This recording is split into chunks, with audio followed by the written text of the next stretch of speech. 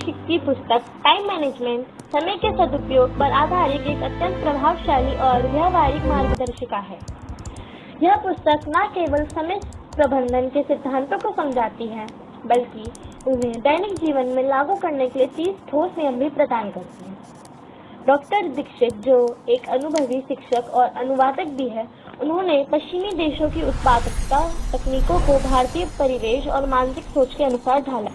समय प्रबंधन के 30 प्रमुख सिद्धांत। लेखक के अनुसार 21वीं सदी में इंटरनेट, टीवी और मोबाइल के कारण समय की कमी एक बड़ी समस्या बन गई है। उन्होंने समय प्रबंधन के लिए 30 सिद्धांत दिए हैं, जिनमें से मुख्य निम्नलिखित है।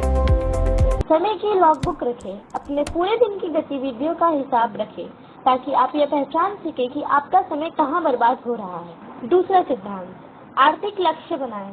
समय की कीमत समझने के लिए अपने समय को पैसों के रूप में आंकें। इससे आपको समय बर्बाद करने पर आर्थिक नुकसान का एहसास होगा। तीसरा सिद्धांत, सबसे महत्वपूर्ण काम पहले करें। दिन की शुरुआत सबसे कठिन और जरूरी काम से करें, ताकि मानसिक तनाव कम हो। चौथा सिद्धांत, पेरेटो का 20/80 नियम। पहचानें कि वे कौन से 20% काम हैं जो 80% परिणाम देते हैं। पांचवा सिद्धांत, पार्किंसन का नियम। काम के लिए एक निश्चित समय सीमा डेडलाइन तय करें। काम अक्सर उतना ही समय लेता है जितना उसे पूरा करने के लिए दिया जाता है। छठा सिद्धांत, अपने प्राइम टाइम में काम करें। हर व्यक्ति का ऊर्जा स्तर एक विशेष समय पर सबसे अधिक होता है। महत्वपूर्ण कार्य को उसी समय पूरा करें। सातवां सिद्धांत, काम सौंपना, डेलीगेशन सीखें। छोटे और कम महत्वपूर्ण काम दूसरों को सौंपना सीखें, ताकि आप बड़े लक्ष्यों पर ध्यान दे सकें। स्वास्थ्य, ऊर्जा और मानसिक अनुशासन। दीक्षित का मानना है कि समय प्रबंधन वास्तव में ऊर्जा प्रबंधन है। यदि आपको शरीर थका हुआ है, तो आपके पास उपलब्ध समय का कोई मूल्य नहीं है। पर्याप्त नींद। समय बचाने के लिए नींद में कटौती करना आत्मघाती है। पर्याप्त आराम से काम की गति और गुणवत्ता बढ़ती है।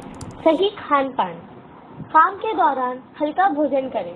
भारी और वसा युक्त भोजन से आलस्य आता है और काम की गति धीमी हो जाती है।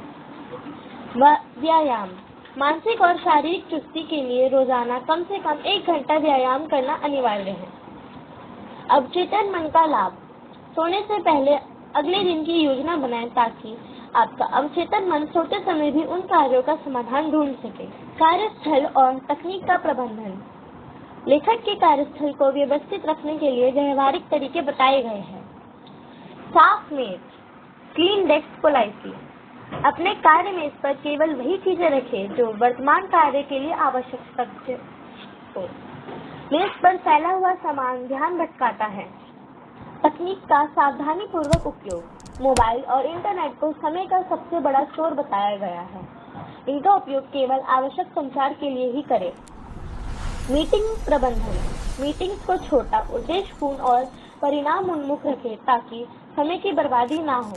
निष्कर्ष, यह पुस्तक केवल एक टाइम टेबल बनाने की तकनीक नहीं है, बल्कि जीवन को अनुशासित करने का एक दर्शन है।